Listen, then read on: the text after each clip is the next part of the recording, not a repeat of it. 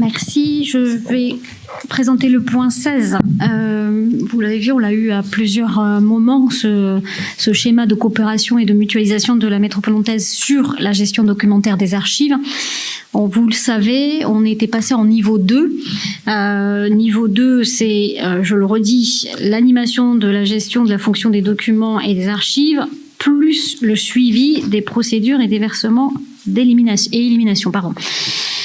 Ce qui vous est proposé aujourd'hui, c'est de passer au niveau 3 temporairement, c'est-à-dire juste pour que le travail soit fait. Ensuite, on repassera au niveau 2. Pourquoi ? Puisque on s'est rendu compte qu'on avait un arriéré d'archives qui représente à peu près 120 mètres linéaires, soit environ 2 mois de travail. Et là, on a besoin de l'intervention d'une personne qui soit formée, tout simplement, pour pouvoir réaliser ce travail de conservation et d'archivage.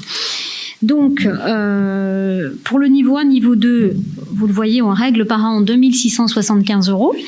Là, pour réaliser ce travail, la globalité de la mission, on aurait un coût global pour 6900 € qui nous permettrait, en une fois, de pouvoir se remettre, on va dire, à zéro, et grâce au niveau 2 qu'on a habituellement, de pouvoir continuer régulièrement à être à jour et donc de ne pas avoir à récupérer à un moment donné à nouveau cet arriéré.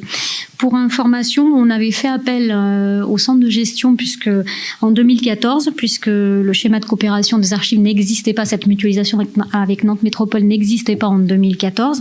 On avait fait appel au centre de gestion pour réaliser cette même mission, et ça nous avait coûté 37 000 €. Donc on voit ici tout l'intérêt d'avoir les mutualisations qui nous sont proposées avec la métropole. Voilà, donc pour résumer, je vous propose de passer au niveau 3, juste le temps de cette réalisation, 6 900 €, et ensuite on repart au niveau 2. Muriel.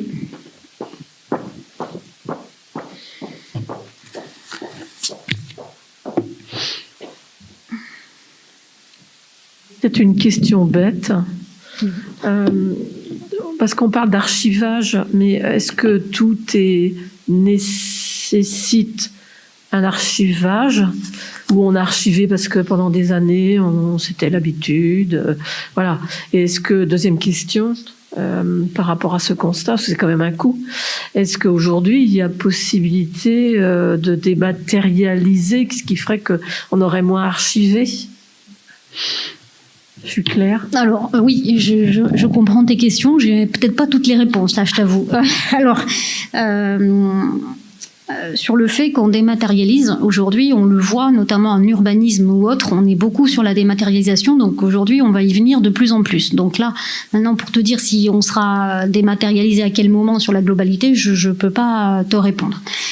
Par rapport à ce que tu me demandais, je pense qu'aujourd'hui, ce qui a été fait, c'est qu'on a tous les services qui ont gardé les documents, et aujourd'hui, il y a besoin de faire un tri. Mais ce qui se garde, c'est ce qui est censé, et ça, c'est quelque chose de réglementaire. Nous, on n'a pas la main dessus. C'est pour ça qu'on fait appel à peut-être ce spécialiste qui s'occupera de réaliser ce travail.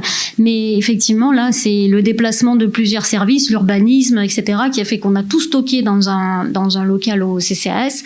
Et aujourd'hui, il y a besoin de reprendre tout ça, ce travail qui n'a pas été fait parce qu'on n'a pas aujourd'hui en interne des personnes qui ont cette spécificité pour le faire au fur et à mesure. D'où l'intérêt d'avoir pris ce niveau 2 aussi de mutualisation pour pouvoir le faire au fur et à mesure dorénavant.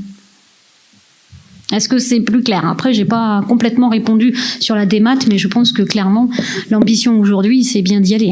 Je peux, pour répondre au niveau de la dématérialisation, pour l'instant, elle n'est pas reconnue dans l'archivage. Même si on dématérialise nos factures, on est obligé de les imprimer et de les archiver. Et après, au niveau de jeter les documents, pareil, les agents n'ont pas le droit de jeter beaucoup de documents. C'est les archivistes qui font un bordereau d'élimination et qui l'envoient. Donc, on n'a pas le choix de passer par de l'archivage. Merci Stéphanie. Ce n'est pas au titre de ta délégation à l'enfance jeunesse, mais professionnellement. On l'a fait dans notre mairie, donc voilà. Oui, Bruno. C'est une petite question. un ancien élu, Patrick Alain, pour pas le citer, m'a alerté sur le principe que je ne sais pas si ça rentre dans ce champ-là, que les archives des conseils municipaux, les registres en fait des délibérations qui existent depuis la création de la commune, depuis 1865 jusqu'à aujourd'hui, et pour une part ont été numérisés. Je crois que c'est de 1865 à, je me souviens plus très bien si c'est 1914 ou un peu plus tard, mais il y a toute une partie qui n'est pas numérisée.